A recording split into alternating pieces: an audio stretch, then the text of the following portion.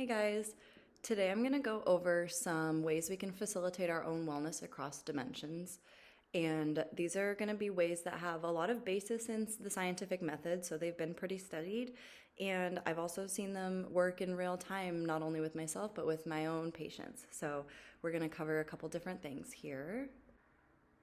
So I'm going to define wellness again and how we can identify some common warning signs that we're unwell. We're going to talk about how we can practice wellness and resilience across our dimensions. I'm going to go through some guided exercises for emotional regulation that I want you to try to follow along with and try out. We're going to talk about some different types of journaling, some focus plans and goal setting, and then some resources for the summer.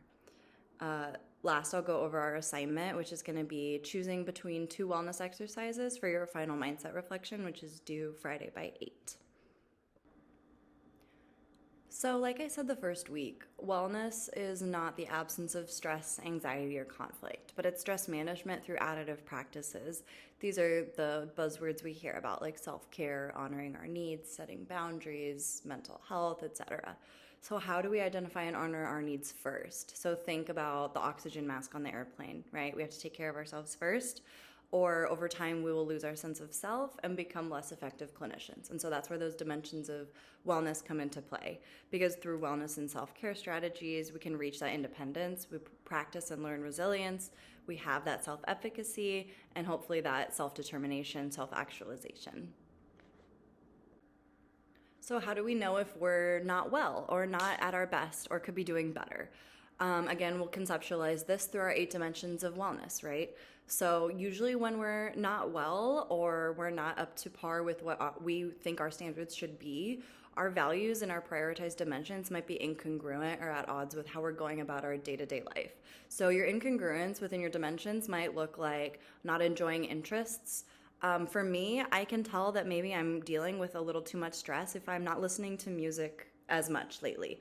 So if I'm kind of defaulting to maybe listening to the news too much or putting on the radio or something that feels more negative and not listening to music or things that bring me joy, that's something that I kind of identify like, okay, this is something that is important to me that I'm not honoring. So if I can kind of reel that in and start getting back into music or yoga or whatever that I might be lacking in that I think of as something that's part of my life, that's kind of how I can circumvent falling into that trap of that anhedonia or that inability to experience joy or having those symptoms of depression. Disconnection is also a really big warning sign that I think that we usually conceptualize in terms of our family and friends, but this disconnection also means occupationally. So are we disconnecting from our supervisor differently than usual, or our coworkers? Are we calling in sick more than would be typically accepted? Are we having more conflict with the people in our life, personally or professionally? These are going to be warning signs if there's a change in those patterns or relationships. Are we having a change in how we're eating or exercising? Are we having weight gains or weight losses? Are we eating enough? That's another warning sign that a lot of people can either feel or identify as something that's a stressor. So I've heard people say, well, when I'm stressed, I don't eat. That's exactly what your body needs, though, in those moments of stress, is to still be nourished and to still be given a reason to go on, right? So consider that when you are kind of falling into maybe some less desirable habits, like not eating until you get home in the evening, right? How can we keep honoring our body throughout the day? Emotional dysregulation is a big warning sign that people don't really think about because it's so normalized to be emotionally dysregulated. So if we're having fear and anxiety that's holding us back from asking the right questions or reaching out to people for professional help or even reaching out to family and friends for help, that's a sign that maybe we need some professional help, right? If we're overthinking things, a symptom of this might be excessive list making for a lot of students or professionals. That's proof that we're not living in the moment and we're not present, and usually a sign that we are kind of future tripping or catastrophizing. So consider that if you can feel a difference when you fall into that overthinking, rather than other times in your life where you can think, okay, that was a time where I was dealing with a lot of stress, but I wasn't resorting to this kind of overthinking. Maybe what you were doing then might help you now.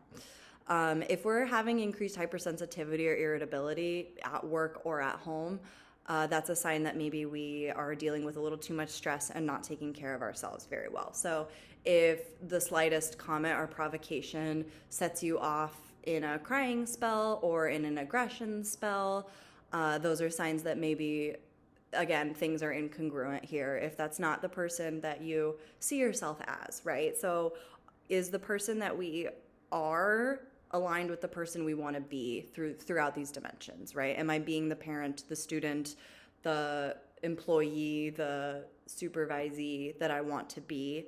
And what's holding me back? Which dimension am I kind of lacking in, or maybe have barriers to get through? And then what barriers are those, and how do we break those down? So wellness and resilience, which I use interchangeably, are skills that we develop through our dimensions from the day we're born, right? So we're not born with innate wellness and resilience.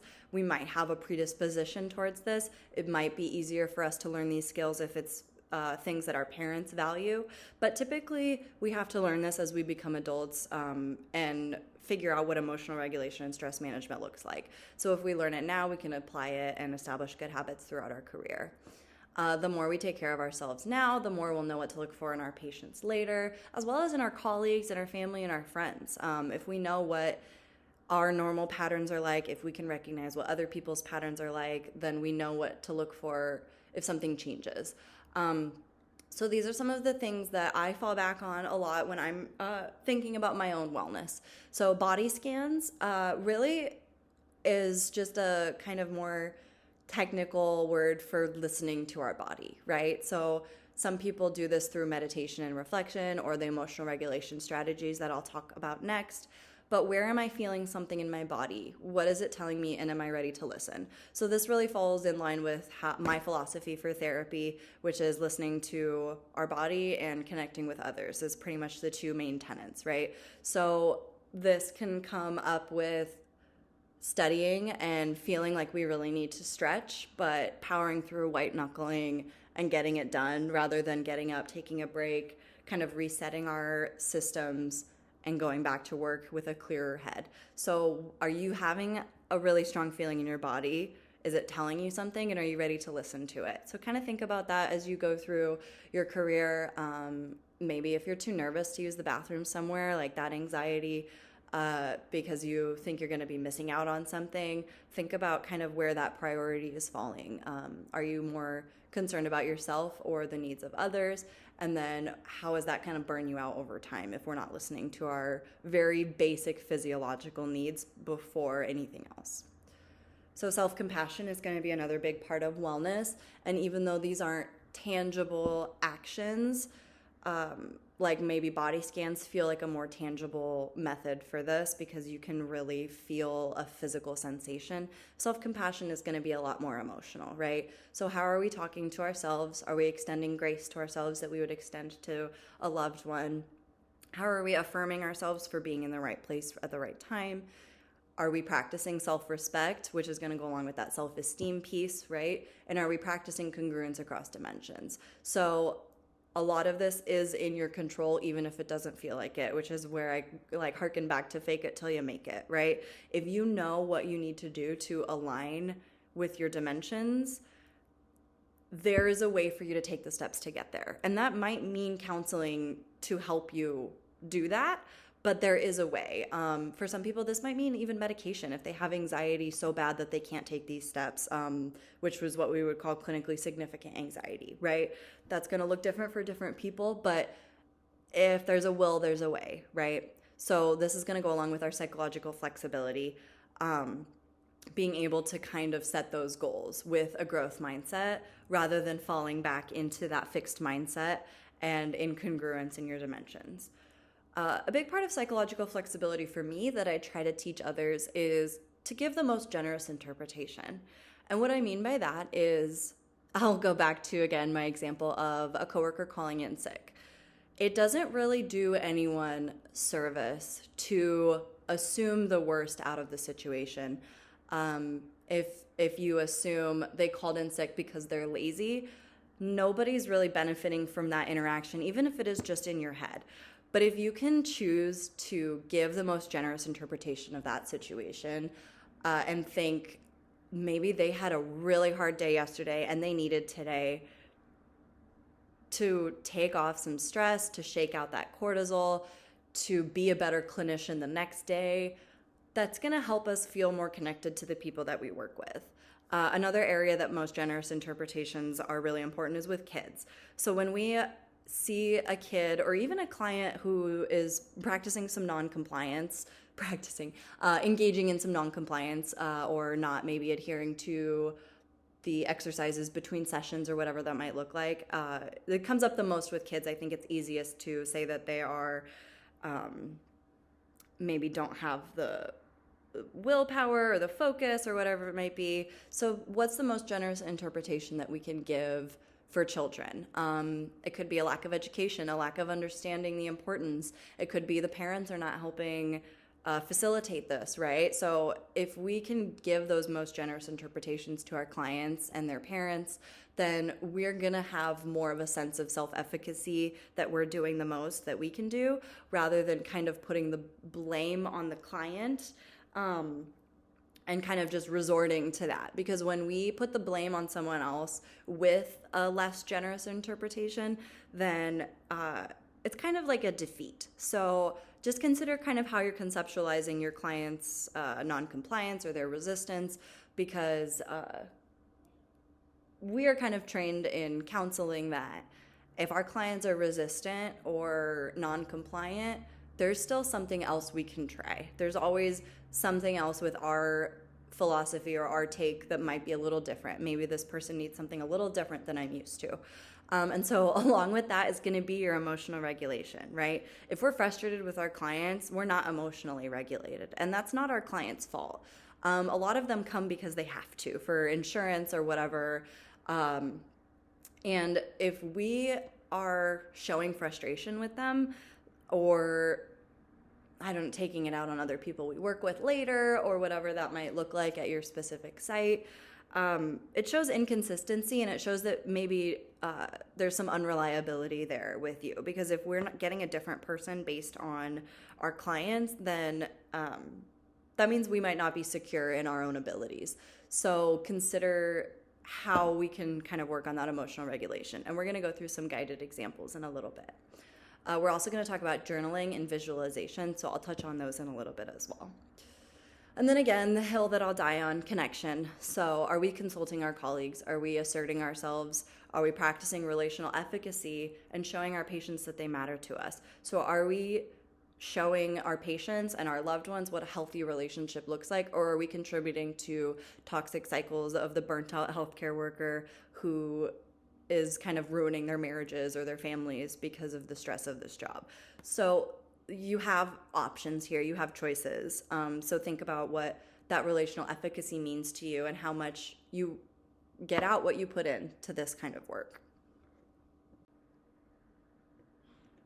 Emotional regulation is a big first step we can take before we can practice patience with ourselves and patience with our patients. So this is how we start to get into that deeper psychological flexibility, because once we know how to keep ourselves safe and secure on a physiological level, we can take more risks. So you'll receive a handout with more details on these, and I hope this is something you take with you into your practices if your clients are emotionally dysregulated. I'm not saying you have to become their mental health therapist, but sometimes people just need a pro tip, and hopefully at least one of these kind of jives with how you want to do things, and you can take it with you. So humor me and try out a couple, because we don't know new coping skills till we give them a try, right? So in a modified body scan, I want you to maintain intentional slow breaths while you close your eyes, or keep them open if you need to, but maybe work up to closing them. And focus on tensing and relaxing each muscle group for 2 to 3 seconds. So I want you to start at the bottom and work your way up. So with your feet and toes, tense, relax. Move up to your knees, tense, relax. Thighs, tense, relax, all while you're inhaling and exhaling. Glutes, tense, relax. Chest, maybe tense Relax through your belly, your ribs, your heart, inhaling and exhaling. Arms, tense, relax. Hands, tense, relax, maybe wiggle a little. Neck, tense, relax, let it go slack. Your jaw, tense, relax. And your eyes, see if you can relax those while you're maintaining slow breaths. So this works because it's going to distract us and then kind of inevitably decrease our stress response. And try counting your breaths as well while you're doing this to help keep your frontal lobe engaged. So go ahead and pause and go back and try it again now that you kind of know what to expect a little more. And then come back so that we can try a heart hold. So with a heart hold, you're going to place your right hand over your heart so that the heel of your hand is at your heart and your fingertips are at your collarbone. Apply as much pressure with your hand as you need or want. You can also put your left hand over the top of your right hand to apply more pressure.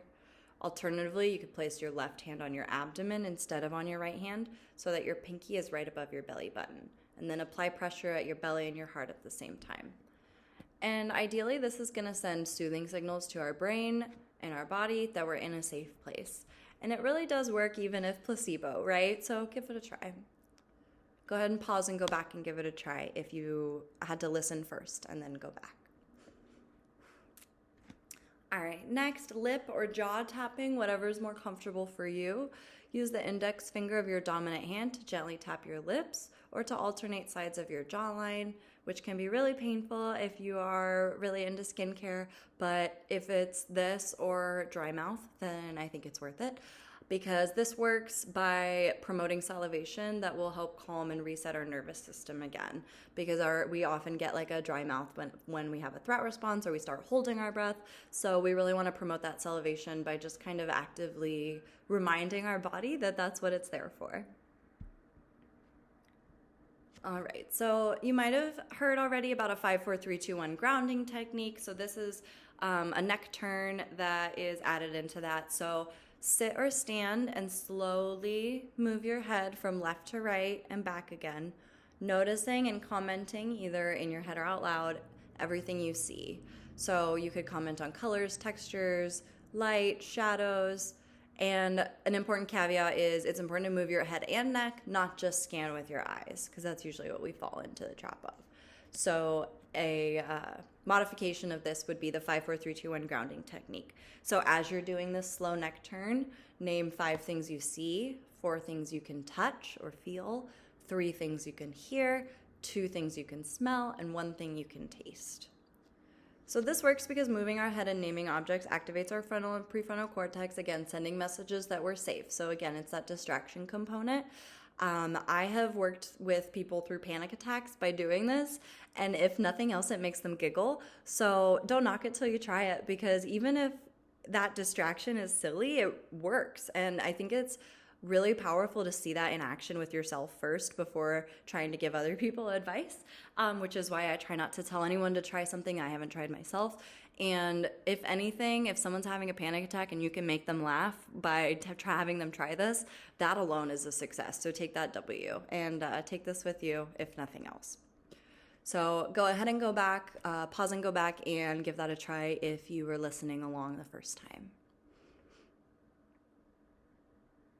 All right, one of my favorites is shaking it out, or big body movements. So what you're gonna do is shake your hands at the wrist strongly, then shake your lower arms from the elbow along with your wrists, then shake your arms from the shoulder, kind of like maybe circles, then shake one foot from the ankle, then the other, then shake the legs from the knee, then the other leg, then shake the legs from the hip, then the other leg, and then shake your whole body strongly as safely as you can in big movements. And do this until you feel like stopping.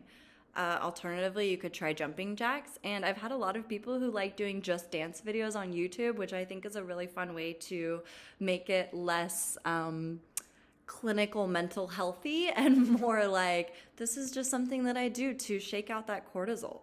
Because burning off that cortisol and releasing those endorphins also can reset our nervous system. So pause and go back, maybe open up a Just Dance video, try it out, and just see how you feel. I know I'm asking a lot of you guys, but it's because I think that it's worth your time to give these things a try. Last but definitely should be first is drink more water. Drinking water alone, cold water, herbal tea is going to redirect us to focus on an active task. So we're activating different parts of our brain, flushing out some cortisol, stress hormones, helping us salivate, resetting our nervous system. I have never felt worse after drinking herbal tea, which is to say I've always felt better after I have some tea. It's just something that I do that helps me reset, similarly to taking a shower that can help me just reset from maybe a bad day or interaction or whatever it might be. So if you haven't already, pause and go get your water, because I will know if you didn't. Just kidding. So journaling is a really effective way to help us kind of work through a lot of different things. And I think when people talk about journaling at large, it can be kind of daunting because it's kind of, it can be really paralyzing to just kind of have to generate ideas on your own. And so sometimes having a list of types of journaling can be really helpful. And I've found this helpful with my own patients too. I wanted to highlight gratitude journaling. There's a lot of evidence that this is really linked to higher self-esteem and promoting a better sense of well-being based on control groups. And I think it's just something that we need more of in this world, especially lately. So gratitude journaling is always a safe place to start. I know a lot of people whose rule is write three things a day that they're grateful for. And they don't have to be big things. It can be, I'm grateful for my favorite water bottle, or I'm grateful for $5 flowers at Trader Joe's, or whatever. And it could also be like, I'm grateful for financial assistance. Like, it can vary. But just kind of getting into that practice of of practicing gratitude is a really good way to kind of feel more fulfilled. And practice kind of that psychological flexibility of focusing on what you do have and what makes life worth living. Reflective journaling is also really important, which kind of goes along with experience journaling at the bottom. So what did I learn? What was my takeaway from this? What could I have done differently? What can I do next time? Dream journaling is something really important for a lot of people. If dreams are something that feel like a really big part of your life, write about them and just kind of see if you are finding patterns or finding meaning in it. I don't think dreams necessarily indicate certain specific things in our life, but I think that we can make specific meaning out of it depending on what that looks like for us. Letter writing is a really underrated type of journaling. If you're having big feelings towards someone and you're not sure how to have a conversation with them, writing a letter and not sending it, maybe talking about it with someone else that is trusted or in therapy, can be really cathartic and something that I think everyone should try at least once. It doesn't have to be something super painful or traumatic, but sometimes it just helps to get those thoughts on a paper in a less threatening way than having a conversation with them directly. Sometimes this is something you could do first before having a conversation with someone or before sending a real letter. It just depends kind of what you need out of it. Something a little less intense might be mood tracking or 1 line a day journaling. And this could be incorporated into the planner you already use for academics or for work, or your notes app on your iPad. And just at the end of the day, maybe a 1 line about how the day went or what your feelings were. And so I provided a feelings chart that kind of breaks feelings up into different intensities and then different types. So at least just give it a look over and see if maybe those are words that are not really in your vocabulary that maybe could be more incorporated into your day-to-day life. Stream of consciousness, I think, is what most people think of with journaling, where you're just kind of word vomiting, and that can also be really cathartic in a way. And that's more of a narrative approach to just writing about your whole day or your whole week or whatever that looks like for you. Sometimes a good kind of exercise is just 5 minutes a day of stream of consciousness journaling, which can be enough to kind of just get your thoughts pen to paper or pen to iPad, Apple Pencil to iPad, and just kind of lay it all out on the table without fear of like retribution or judgment by someone else, to just help with some clarity if there's like concerns that you're having or conflicts you're dealing with. Bibliotherapy means journaling about something you're reading about. And this is maybe kind of like an individual or personal book club. So that can be something fun and creative that you can do if reading is something that's important to you, or if you want to write about what you've read about. So I had a colleague tell me that her professor said that it doesn't matter how much you've read about something if you can't explain it. And I think that that is really valid for not only mental health therapy, but also occupational therapy. If we can't explain something to our patients and clients, then we may as well not even know it, right? Because we have to be able to explain to them why it's necessary or why it's helpful or why it's crucial. And so sometimes writing about what we're reading can really help us reflect and better understand how to say things in our own words. And then I'm not going to read about every single one of them, but visualization is also another type of journaling, and I will give you guys an exercise about that on a next slide. But it kind of is just like goes along with goal setting, right? Like, what do I want to visualize for my life? So we'll talk about that in our assignments section. So I provided a focus plan template handout for you guys to try out with something you've been putting off. And this is a different way we can kind of do goal setting and journaling in maybe a more intentional way. Breaking a goal down can make a big difference because the overall task will then be less intimidating or paralyzing if you can just put one foot in front of the other, one step at a time. So what you do is define a task you need to complete, break it down, schedule the time you need to dedicate it, imagine the benefits of completing it. This kind of counteracts that ADHD tendency to focus on the process of a task as opposed to the positive outcome that we need to reach. So my example is develop a wellness presentation for OTH 590. So I had to break this down into bite-sized goals, right? I chose a template. I researched the topics a little more. I decided my main points, and I generated some examples to give you guys. Then I created a schedule, and I set reminders to stick to it in my calendar. Then I prepared for the task by considering unavoidable and avoidable distractions. So there's more information and details on these in the actual physical handout, but one unavoidable distraction for me is my son lives here where I'm recording, right? So I have to just kind of account for that distraction and maybe make sure that he is all set up and good to be independent for 30 minutes while I record. What supplies do I need? So I brought home my work iPad. And what do I need to physically prepare? So I had to have breakfast this morning. I had to make sure I could be home today. Little things like that. That way we can get to step 5 and visualize the outcome. So what are going to be the benefits of completing this task? How are we going to feel when we complete it? So when I sat down to record this, I was able to think, oh my God, it's going to feel so good to be done with this. I'm enjoying doing it so much, but I'm also ready to be done completely, as I'm sure all of you are feeling too.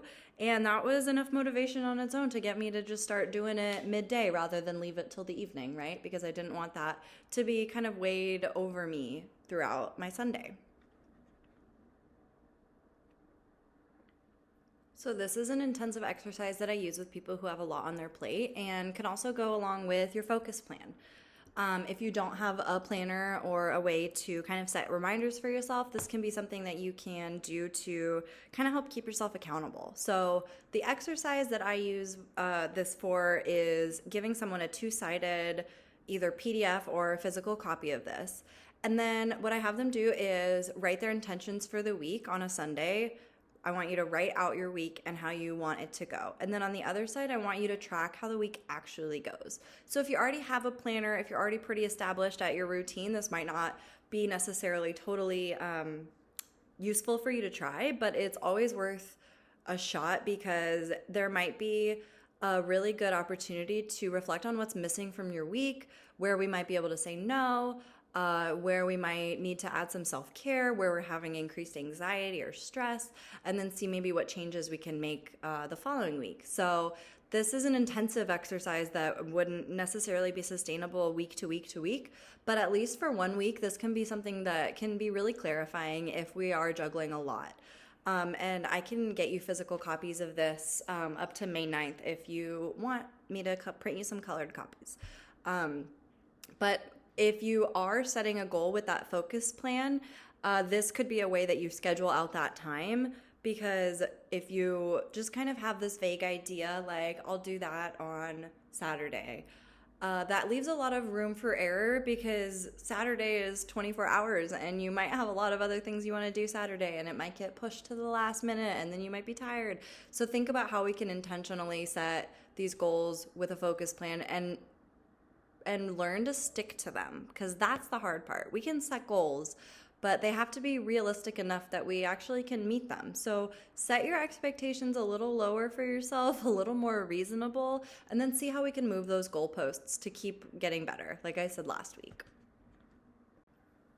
So these are the wellness exercises for the mindset reflection. So you get to choose between these two, which one you think you could do or which one you would like to do, because I don't want to keep throwing spaghetti at the wall if this stuff isn't helpful for you guys. But I do think that having some choice between these two can help you get more out of it, because you do get out of all of this mental health stuff what you put into it. So my advice is to try both of these, but I totally understand if you can't prioritize that time. So the first one is a personal dimensions of wellness assessment from University of Colorado Boulder. This will be a PDF that you'll receive, and in this exercise you'll complete the assessment over the 8 dimensions. You'll count up your scores, and then you'll reflect to yourself, where are you having success, where are you doing okay, and where can you improve? And then you'll consider those answers in your final mindset reflection, which I'll have on the next slide. So the other option is the best possible self visualization exercise. So in this exercise, you'll imagine your best possible self in a future where all things have gone as well as possible and you've accomplished your goals. Consider these answers for your final mindset reflection. And so the best possible self exercise has a lot of empirical evidence behind it as being something that helps promote gratitude, it helps promote self-esteem. So I want you to consider that, even though it is more writing rather than taking an assessment. And then I think that you will, again, get out of it what you put into it. And again, we won't learn those new coping mechanisms until we give everything a try first. So just consider that when you're kind of weighing your choices here, because I do want you guys to have choice over what kinds of things you get to try. But I also do think that both of these are great options. So final mindset reflection, yay. Consider the past several weeks. 1, choose and complete either the personal dimensions assessment or the best possible self exercise. What did you learn or confirm about yourself? You'll get out of it what you put into it. So if it's not exciting to you, then you're not going to get a lot out of it. And that's okay, but I want you to grow, and I know you want to grow. So, give it the old college try. Number 2, what's something you took away from either this week or something from the past 4 weeks that has really, really stuck with you? That's something I'd like to know, because I want to know what really is helpful for you guys, and kind of sort through maybe what the noise was or what wasn't helpful. And then how will you use some of these techniques like additive wellness, emotional regulation, journaling, focus plans to prepare for fieldwork and beyond? And then I highlighted journaling and bullet lists because if that's what we talked about this week, that might be a nice way to try to do this reflection. But obviously don't feel limited by that, just a suggestion. Here are some of the summer resources since you guys are going to be in classes. Please reach out to Kathy if you need some extra counseling support. Please sign up for You Will with your school email so you can have free therapy virtually anytime with licensed professionals. Stacy and Lisa are around if you need help with accommodations or studying. And tutoring sign up is on My Methodist and Net Tutor if you're in any classes that there are tutors for and you need some extra help. So last, I just kind of want you to think about this in workplaces and with loved ones. What's the energy like during conflict? Are those around you escalating the negativity or stress beyond what's necessary or critical for the severity of the situation? And so a quote that has really stuck with me ever since I heard it was, "Peace is not the absence of chaos. It is the presence of tranquility and joy in the midst of chaos." I really believe that this is how we embody meaning and joy and productivity and even spirituality and connection and all the other words that I like to throw around.